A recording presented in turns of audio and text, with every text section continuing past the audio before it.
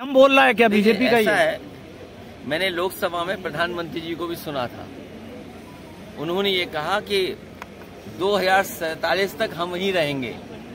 और जो महाकुंभ में इंटरव्यू दिया जा रहा था, कुछ साधु संतों ने कहा था कि प्रधानमंत्री कौन होगा, और कई साधु संतों ने ये भी कहा था कि किसी कुंभ में ये फैसला हुआ था कौन प्रधानमंत्री होगा।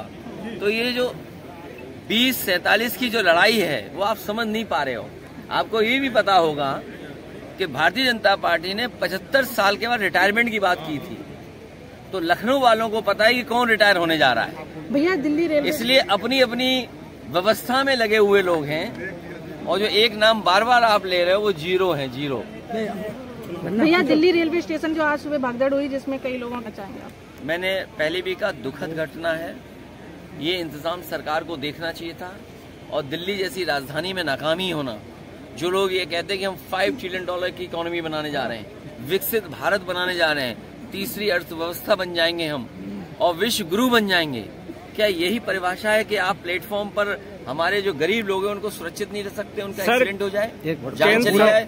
जिन लोगों की जान गई है, चाहे महाकुंभ में गई हो, जहां भगदड़ में, या अन्य कारण से जान गई हो, जो लोग रास्ते में अपनी परिवार के सदस्यों की जान जिनकी गई है, या एक्सीडेंट की वजह से जान गई, या रेलवे में गई है, दोनों सरकारों को मिलकर के जो मुआवजा देने की बात कही गई तो वो मुआवजा देना चाहिए, उनकी मदद करनी चाहिए।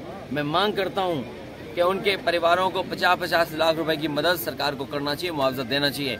और मुआवजा, क्योंकि धार्मिक कार्यक्रम में सब लोग गए थे, बड़ी श्रद्धा के साथ गए थे, और आपने कार्ड दे करके बुलाया था।